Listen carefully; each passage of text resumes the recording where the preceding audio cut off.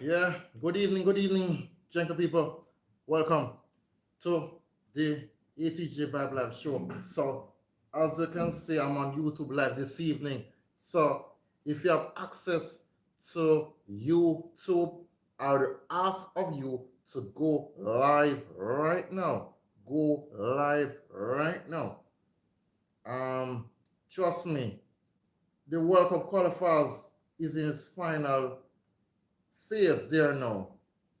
And you'd have been made aware that Jamaica have already been eliminated from being involved in the FIFA World Cup qualification series. And trust me, things are so obliterated, it is not funny right now. So if you're on Facebook, please share the live. If you have access to Instagram, well, wherever you are, please join in.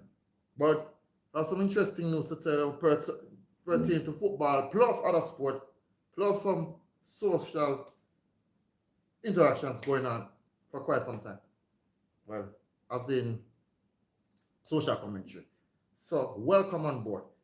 So, as I said before, ATJ Bible, I will take some time out to dedicate its time to the people of Ukraine, as we're all aware that there are tough situations ahead and the lives of every single Ukrainian matters. So please, whether you can donate to the UNICEF Jamaica office or the Jamaica Red Cross Society, please make a donation, whether it's food, cash, or water, bottles of water. I'm not talking just say 5 cases of water, but please, let's do your part. Let's donate. All right. So you would have been aware of the toughest situation to date, and that is the crisis in Ukraine. So everybody has been talking about Zelensky being the model political in the year 2022. Maybe because of the way how he puts himself out on the front line and leading from the front. Trust me, enough people never saw this coming, but a war like this, which is considered unprovoked, well, trust me, history will dictate who is the real victor and who is the real villain. I know that Putin is the villain in all of this. And every day, every day I sit down and look at certain things, trust me, I have to say, I just feel sorry for the people of Ukraine, more so the people of um, Russia, who themselves have to now go through a lot of this pitfall. That is, now, let me just bring up to speed there now as it relates to World Cup qualification matches that is going on the world over. So let me have a look at all the qualifiers of the 2022 World Cup. So before I even start calling in names of the countries, congratulations to Canada. This is the first time since 1986 that your team hasn't been to a FIFA World Cup in a good while, especially the men's tournament. Last year we saw the women's team winning the Women's Olympic program. And for Christine Sinclair, she's now more than happy to know that her men's team have made the cut. Now, let me just give you a clear understanding what's going on. So, the final set of matches this week in terms of the FIFA World Cup qualification. South America, this Tuesday, all of this Tuesday, matches will begin exactly at 6:30 Jamaica time. Peru versus Paraguay, Venezuela versus Colombia, Bolivia versus Brazil, Ecuador versus Argentina, and Chile versus Uruguay. All 5 games will start exactly at 6:30 Jamaica time, so you can't afford to miss it. That is out of CONMEBOL. Now, prior to that, let me just let you know who and who have qualified for the World Cup. Brazil, the 5-time FIFA World Champions. Argentina, 2-time FIFA World Champions. Ecuador, who played at the 2006 tournament. That's what I've known of thus far. Uruguay, 2-time FIFA World Champions. Well, that was from the earlier days of the tournament, 1930 and 1950. Peru, making their second consecutive appearance at the FIFA World Cup. And let me just give a clear idea as to what we should look forward to. All right, so Colombia now will have to face the likelihood of playing in the Intercontinental Playoff. Now, most of us would know about the name Jaime Rodriguez. And long before him, you have guys like Carlos Valderrama and René Higuita, Colombia's best footballers yet. Not to mention Andres Escobar. Well, after scoring that own goal at USA 94, days later when he went home, he was shot and killed by gangsters for the disappointing actions on the field of play in Los Angeles, California. But trust me, such is life. And sometimes some of these people who do those things are past disrespectful. Those things are considered unprovoked behavior. Just as how Putin is doing his unprovoked stuff, you know. So let me just tell you about the Intercontinental Playoff coming up. All right. So for the 2022 Intercontinental Playoff, it will take place between the 13th and 14th of June. 13th and 14th of June. It will feature the representative of Asia, CONCACAF, CONMEBOL, and the Oceanic Federation. Conditions that have been laid out as follows. AFC, that is the 4th round playoff match winner. Therefore, the 4th round playoff match, which will take place on the 7th of June this year, will see Australia. They will face off against another team out of the World Cup qualification series for the Asian region.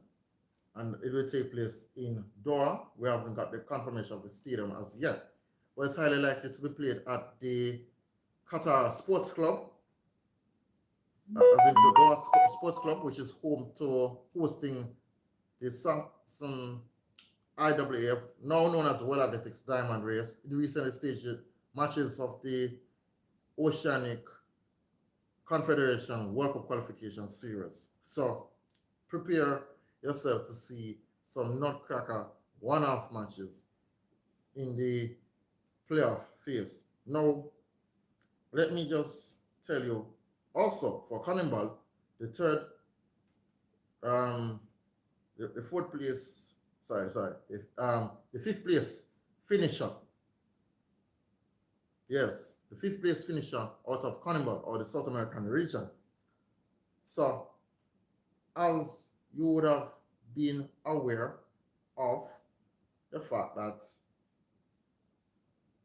Peru will have to now buckle on as they face their biggest challenge to date. And CONCACAF region now, the fourth place finisher, who happens to be in the form of the United States. Sorry, not the United States, Costa Rica, pardon me. So it's going to be a nutcracker across the two continents. But remember, they're not going to play each other home and away. It's going to be a single game playoff fixture to determine the final qualification berth. Therefore, that match would be 90 minutes. If no goals are not scored within the 90 minutes, it will go into extra time worth 30 minutes. And if it remains the same, which is 0-0, it will come down to penalty shootout to determine the winner of the match and the qualifier for the 22nd World Cup, for that matter. Right? Now, if you are all familiar with Oceania qualifiers, now let me just read to you the scores from the Oceania qualifiers. Now,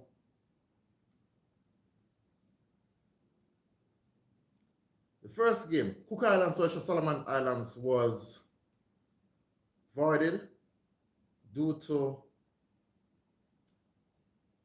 COVID outbreak amongst the members of the Cook Islands national football team. Then Tahiti, Vanuatu match was cancelled. Cook Islands, Tahiti match was cancelled. Solomon Islands, Vanuatu match was cancelled. Vanuatu, Cook Islands match was cancelled. Solomon Islands and Tahiti played to a 3-3 draw at the Qatar Sports Club Stadium in Doha. So, interesting performances there by Leai, scored in the 20th, the 52nd, and the 96th minute. That includes 6 minutes of stoppage time to give the Solomon Islands an incredible finish. And they, along with Tahiti, who end up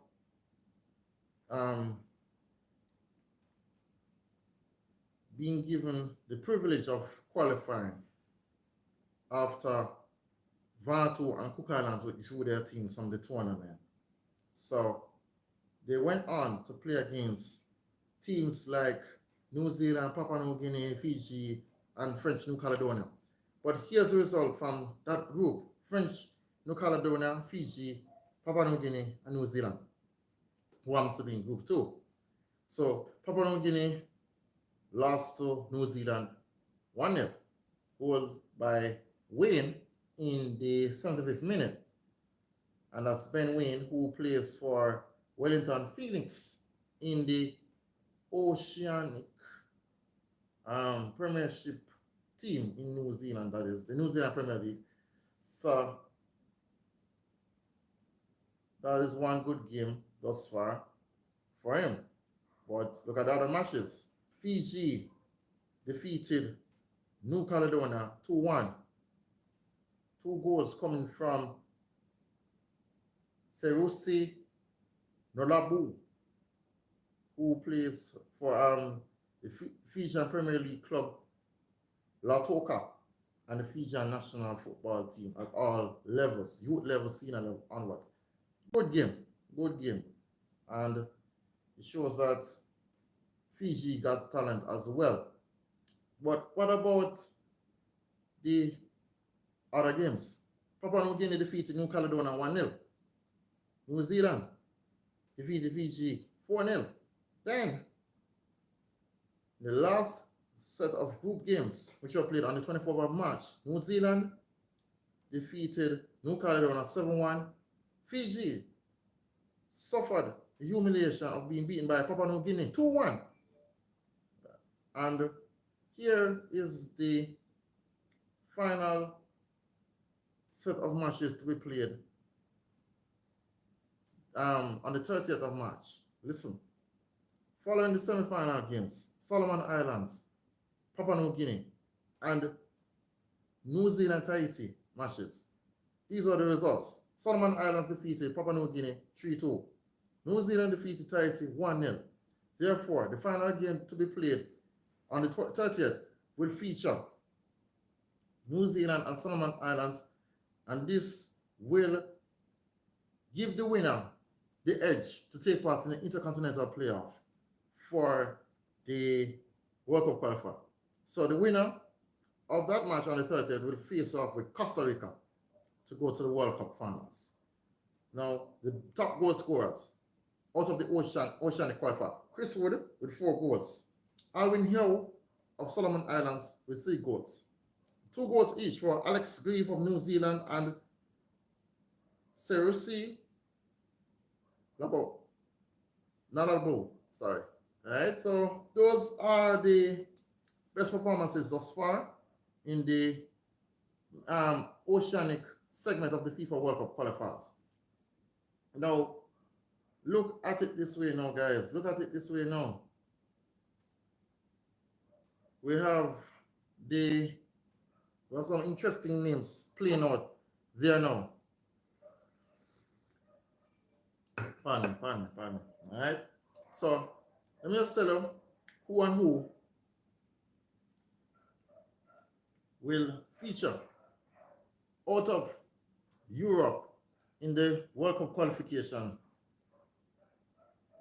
tournament. All right. Now, these are the teams: Serbia, Spain, Switzerland, France, Belgium, Denmark, Netherlands, Croatia, England, Germany. Now, Switzerland have been one of the teams that have been working consistently hard in World Cup qualification as well as European Nations Cup qualifiers. And it's a team to watch very closely. But their Scandinavian counterpart will have to push harder, that is, Denmark will have to let Switzerland know that Central European teams may be good, but Scandinavian teams can do even better. Well, the fact of the matter is, Christian Olsen will not be featured in the forthcoming World Cup, but their players can take some of what he has taught them throughout his time as a player prior to falling on the pitch during the European Nations Cup against Finland last summer. But also, what we should take into consideration to England. England's national team boasts more than just talent right now. It's a case of having everything to play for in the forthcoming Men's World Cup this winter. Raheem Sterling, Saka, yeah, you have Pickford, so many names. And Gareth Southgate will have a lot of thinking to do of his own. But any game can play at any time. The Germans, on the other hand, will have to look towards having a combination of youth and experience, and having guys like Leroy Sané will do some good work. But what about guys like Philip Lahm, who may be doing some work behind the scenes along with Hansi Flick in trying to find the best formula? Well, most of us would know that Philip Lahm is retired, happily, but he may be sitting down and coming up with the proper manuscript for his fellow players. Give him time, give him space, let him do anything. Anyway, Italy knocked out of the FIFA World Cup qualifiers for a second straight time, only going down to Macedonia in the European playoff, and this is for the second best teams Now, let me read to you the final scores. So listen carefully. It may surprise you. Italy winning, sorry, winning the right to host matches in Macedonia. Only to learn that North Macedonia defeated Italy by a single goal. And Tchaikovsky, who scored 2 minutes of stoppage time after the 90th minute in the second half, really put people into overdrive. Yes, the Italian people into overdrive. So that's one great game that I could say, yeah, it could have been on Italia's part, but not so. Next team to look at is Portugal. Portugal defeated Turkey 3-1. Yata, Nunes, and Octavio putting on some good goals across both sides of the half in front of a sold-out crowd of 48,000 at Estadio del Dragão in Porto, the second largest city in Portugal. It just only goes to show that skill, marksmanship, among other things, was the order of the day. Leave it alone to Ronaldo. Well, he's in his prime, wanted to play possibly his last World Cup match later this year. So, you know that Northern Macedonia and Portugal will have to play hard in Porto in a matter of weeks from now. Well, days from now, the 29th of March, that is. So I can't afford to miss that one. Anyway, so let's look at the other World Cup qualifying fixture. Sweden get the best of Czech Republic 1-0. So Poland and Sweden will meet in Krakow, in Warsaw, sorry, Krakow, Warsaw, in what would be a game of significant value. Poland, who happened to walk over the Russians because of the fact that FIFA barred Russia from taking part in the World Cup qualifiers for their involvement in the political onslaught of Ukraine by military force. And that was even contested by the Russian footballing authorities before CAS. Well, the message is simple. Nope. And that message came from CAS about an injunction. Well, very happy for that. At least let the game play. Russia have many things to answer to before FIFA as well as IOC among others. Anyway, so it will be a very interesting showdown between Sweden and Poland on the 29th in Warsaw. Can't wait to watch that match. As well as the other game, Wales defeated Austria 2-1. Gareth Bale scoring both goals for the Welsh team in Cardiff. And the other game, Scotland and Ukraine match, was postponed due to the war. That match was to play at Hampden Park. And with war, you know, so there's a lot of psychological setbacks and other issues. So the game will be rescheduled to be staged in June and will be played at a venue at Hampden Park. We get all details pertaining to when to watch it and how to share the excitement. Plus, the final game for that group, in fact, that bracket, that will be Wales against the winner of either Scotland or Ukraine match, will take place in June. We know exactly what date in June is it. So stay tuned for that. And all matches will be available to you, whether it's on Sportmax or ESPN or the BBC, wherever in the world you live. Yeah. Now, CONCACAF World Cup qualifier. So, trust me, I am very, very, very disappointed in my home country, Jamaica. We have lost out significantly, and not just because of COVID-19 and the restrictions, but too much experimentation, Agua. Too much experimentation take place within the confines of Jamaica's football. Why? We have seen the result today. 4-0.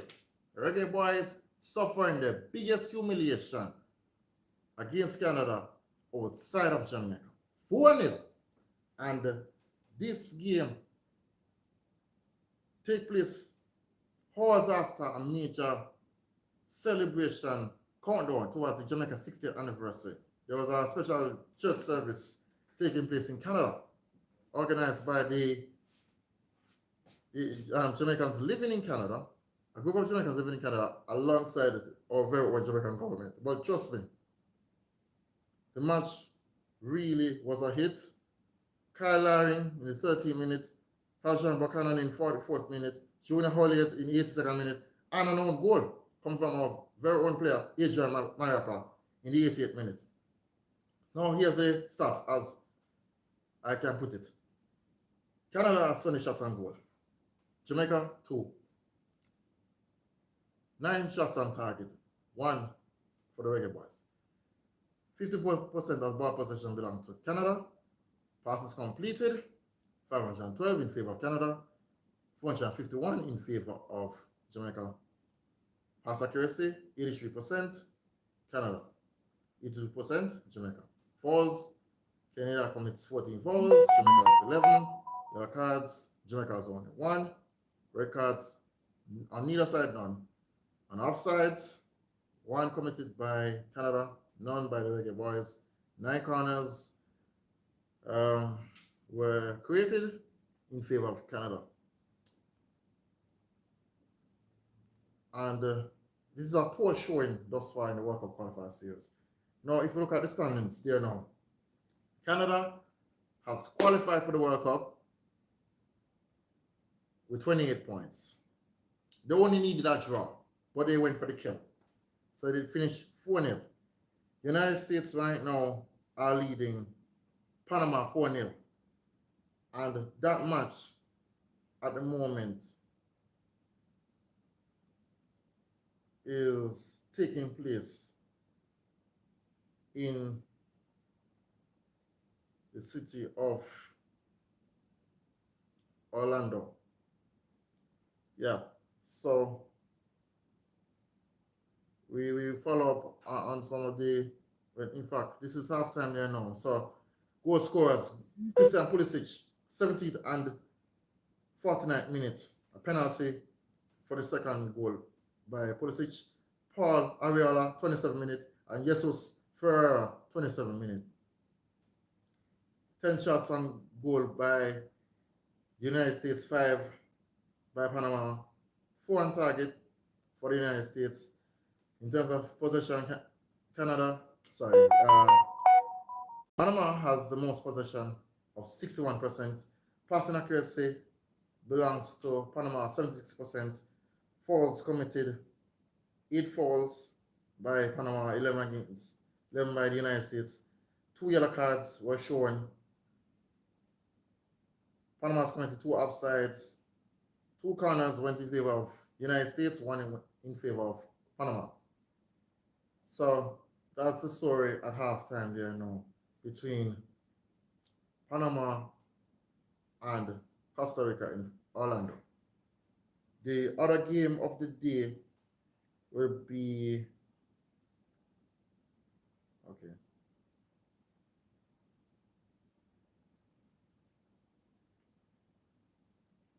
Sorry about that. Yeah, trying to make sure of everything. Okay, so, right, at halftime there now, Honduras and Mexico are locked at 0-0, while the, okay, earlier today, Costa Rica defeated El Salvador 2-1, and goals came from Anthony Contreras in the 30th minute, and Joel Campbell in the 46th minute before halftime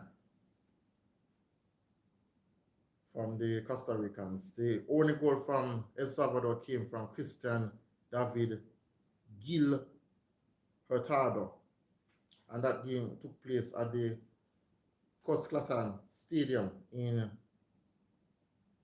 San Salvador. Now, this Wednesday, 4 matches will take place at the same time. Panama taking on Canada in Panama City. Costa Rica taking on United States in San Jose. Mexico taking on El Salvador in Mexico City. Jamaica taking on Honduras in Kingston at the National Commonwealth Stadium. Matches begin at 8:05 local time to wrap up the World Cup Qualifier series for the good CONCACAF region. Yes, yes. So we already know Canada, United States, Mexico are through to the World Cup. Well, Mexico and United States confirmation will come this Wednesday. So too is Costa Rica. All right? But by the good look of things there now, Canada can say gear up for a series of international friendlies in the lead up to the World Cup and get themselves together for that matter. Now, the African zone World Cup qualifiers. Now, let me just read it to you as far as it concerns. Right? This Tuesday are the returning legs. Now, Nigeria, Ghana finish 0-0 on aggregate.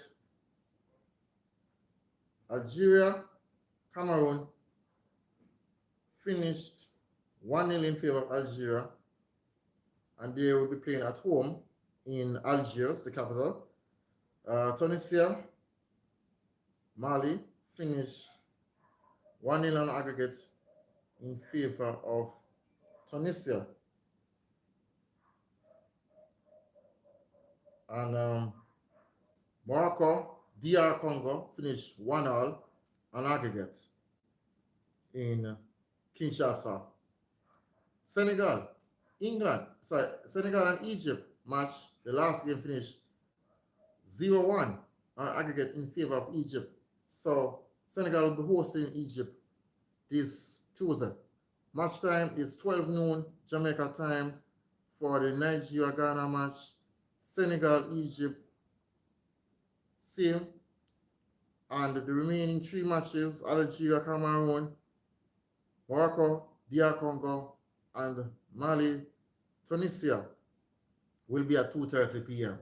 So let me just kind of give a rough idea what to expect. To me, Mohamed Salah and the Egyptians are more likely to push themselves closer to the World Cup.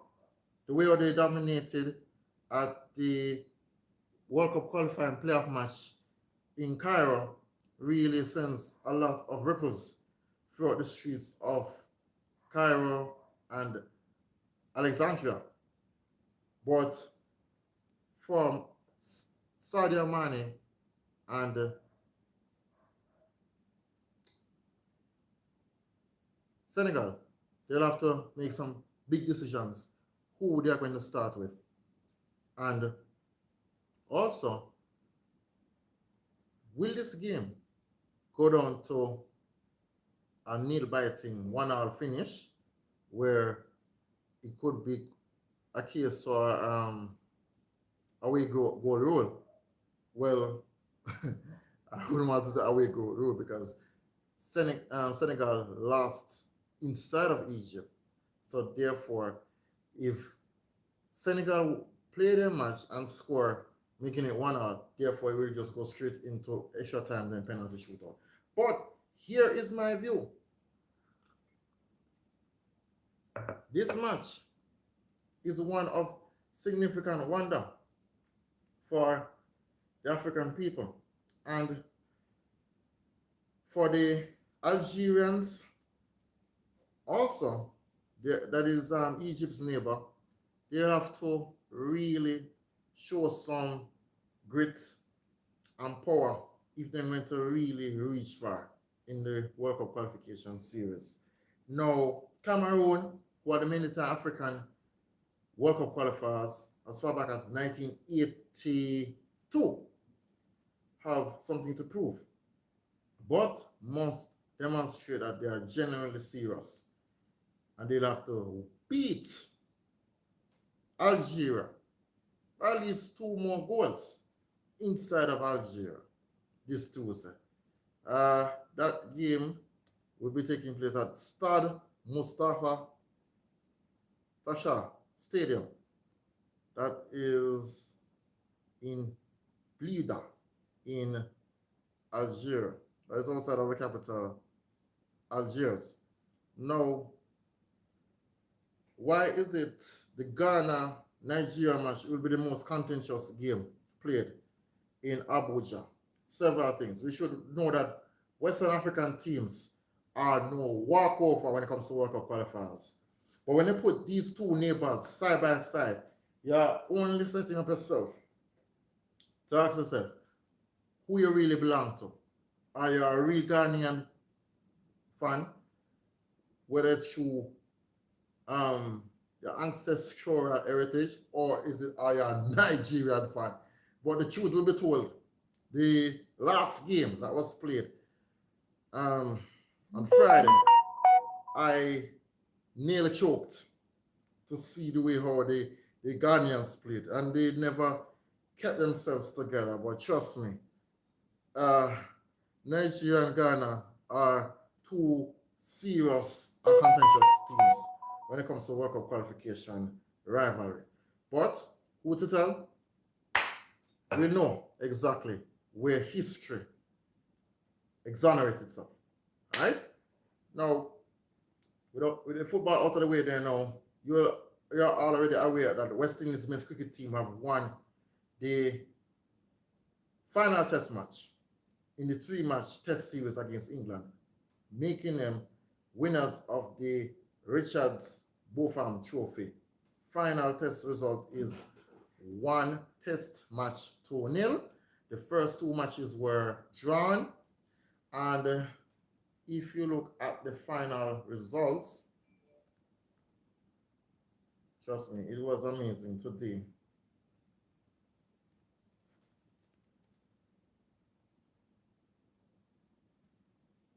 So there it is. West Indies won by 10 wickets, scores 204 and 120, set by England.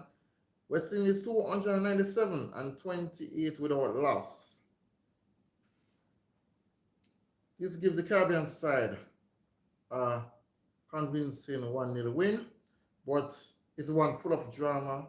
Sometimes the pitch conditions are not ideal to get the most of the runs, but in terms of getting wickets, it can be very tricky, and sometimes it comes at lightning speed. Guys like Kima Roach, Jason Older,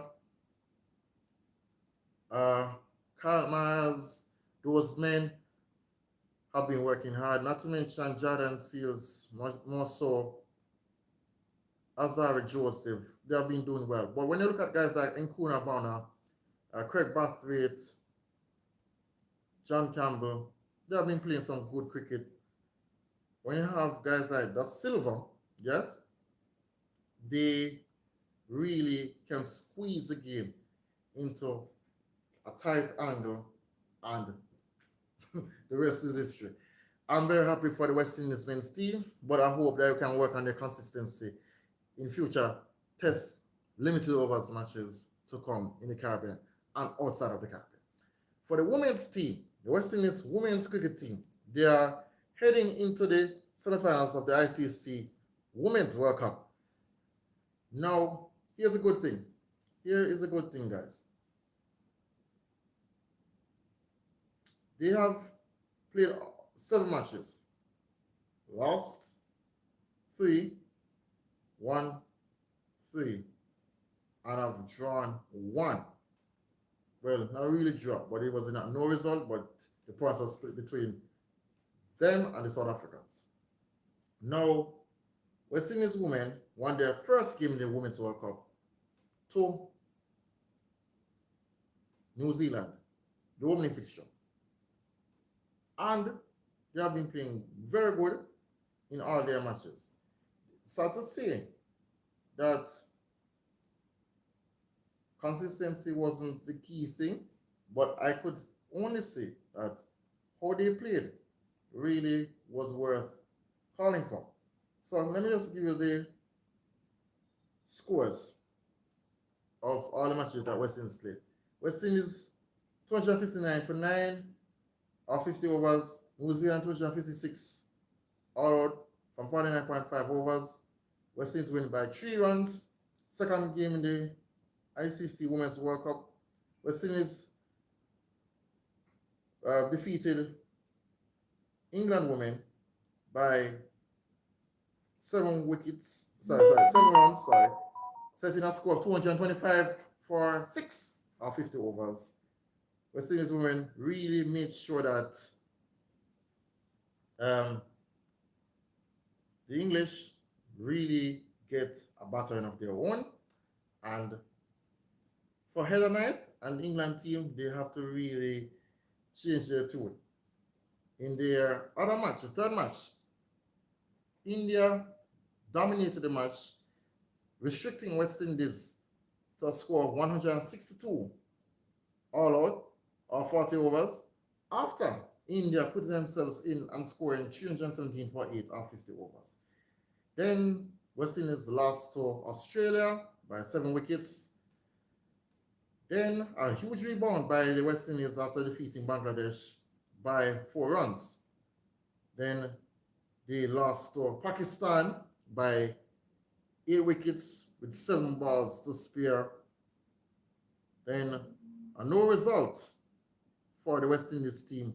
After they were dominating the game, the West Indian women were dominating the game against South Africa and handing them a no result. Now, on Tuesday, they play, this Tuesday coming, they will be playing against Australia women in the semi-final match of the ICC Women's Cricket World Cup. That game will start at 5 p.m. Jamaica time, and the venue for that match will be the Basin Reserve in Wellington, Australia, New Zealand, sorry. So that's going to be an interesting game in the ICC Women's Cricket World Cup tournament. Now, the other semi-final will see England taking on South Africa.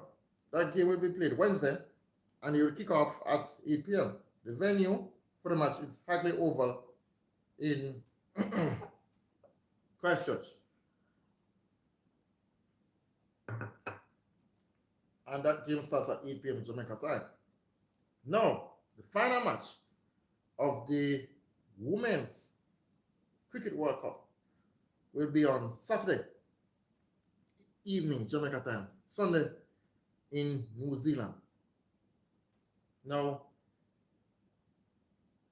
that match will see the winners of both semifinals playing each other for the right to call themselves Women's Cricket World Champions for the first time. Well, should that be West Indies playing in the final game? The final game will take place at the Hagley Oval. Kickoff time is 8 p.m. Jamaica time. Now, let me just run through some interesting stuff here now. In terms of performances and West Indies women, we have seen some good results. Some good results. Deandra Dattin, Stephanie Taylor, Healy Matthews, they have been doing very well. And I hope that all others will come up. Courtney Walsh, he's doing his very best to find the best team to get to the final. But give it some time, as they are saying, history has its way of absorbing, exonerating its own. So I'm looking forward. But anyway, I will leave it up to how they play and the wicket conditions how the wickets look in Basin Reserve on Tuesday. Now, let me go to national issues. Well, many of us would know about the arrival of the royals. Well, I would say national issues or politics per se, but I'm more of a social commentary. The royals visit of Jamaica. Yes. So the young royals, Prince William and his wife, Lady Catherine or Kate, who came here on their Caribbean tour, which involves 3 countries: Belize, Jamaica, Bahamas. It was not much of a fanfare. Not everybody were excited per se, because there was a major protest that took place at the New Kingston area along Trafalgar Road, where the British High Commission sits. And many of the Rastafarians, many of the reparation supporters, many of the Republican supporters, and when I say Republican, meaning that people who have the view that Jamaica should be a republic, have come out. Lisa Anna represented for the opposition leader, and trust me, she received a lot of attention locally, regionally, and internationally. But Lisa made it clear, thanks to TVJ News interview, she said it, that repatriation and reparation is a must and has to be addressed where it is called for. Right? This is how I view it thus far. But also, when the Prime Minister, Andrew Holness, spoke with His Royal Highness, it was very clear that he wasn't mincing words. And he said it, that the people of Jamaica are ambitious about their future and about their destiny. So, for Prince William, he was there sitting down and thinking to himself, what we do wrong? What we do wrong? Well, anyway, for the other side of the visit, Trenchtown was visited. There was a Rasta party taking place, even though my favorite social commentator, Muta Baruka, hit out against Rastas for entertaining the royals, the British royals, after getting a bad impression that there's a sellout culture taking place. But, truth to be told, there are a lot of things that are in our best interest right now that need to be dealt with. And I'm of the view that, we should really start looking at our own future very seriously and start working towards removing ourselves from the monarchy and push for the reparation money, because guess what I know? Jamaica needs massive development. Massive development that will see them come out of the economical slavery that we have been facing for years. And of course, we cannot just only face this as money alone, but a lot of schools, a lot of hospitals need redevelopment, a lot of our road infrastructure, a lot of other things, the way we live, that needs to be changed significantly. But one thing I can say for sure was that this referendum that will be coming is something that the Jamaican public should start, do some serious soul searching, asking themselves, are we going to sit with a ceremonial head of state that is linked directly to the Queen, or we're going to be having also ceremonial president or executive president running the affairs of Jamaica, representing the interests of the people, by the people, for the people. It all boils down to that, because I'm very much a fan of the idea of having our own democratic republic. Barbados have been through their process last year and they got over it. So we should not be wasting time. We should not be wasting time anymore. We have been touting this for years, from as far back as the 1970s, the late 1980s. Now This is 2022. This is the year of the 60th anniversary of our independence. We must do something, and we must do it now. Take away the little gimmicks out of it and get serious if we know what is national reconstruction and redevelopment. Jamaica is a beautiful country, has um, has its own values, has its own ethos, even though there are instances of brokenness and biases as well as hypocrisies. We have to do more. And ATJ Vibe Lab will be following up as it relates to the possibility of having constitutional consultations across the island and a highly likely nationally charged referendum. If the referendum takes place, I'll be surely getting to vote in that referendum because I believe our country needs to step away from the monarchy, which is said to be misogynistic in one sense, as well as being acidic, toxic in every shape and form. If you saw the pictures of how they have this metal fence separating the royals on one side from the children and adults alike, the local adults alike, gathering up to say hi, it kind of tells a sorry story. It's the same way with one of the badges that is on the, which is being worn by governors generals the world over. Sorry, governors general the world over under the Commonwealth realms. It has a depiction of a person, a white person looking like an angel and a black person looking like a devil. That in itself really has brought us to a reawakening state of mind. But please, guys, give me time. I'm going to be sitting now with Dudley McLean, Reverend Sean Major Campbell, among others, to talk about hosting a big social media blast where people have to join in and consult and discuss about the constitutional restructuring of Jamaica and getting our country towards being a republic. But anyway, ATJ Vibe Live have to sign out. Thank you once again for being a part of everything. 45 minutes I've been on. But anyway, match is on in the World Cup qualifiers, but I have to run. But please stay safe. One love. Peace.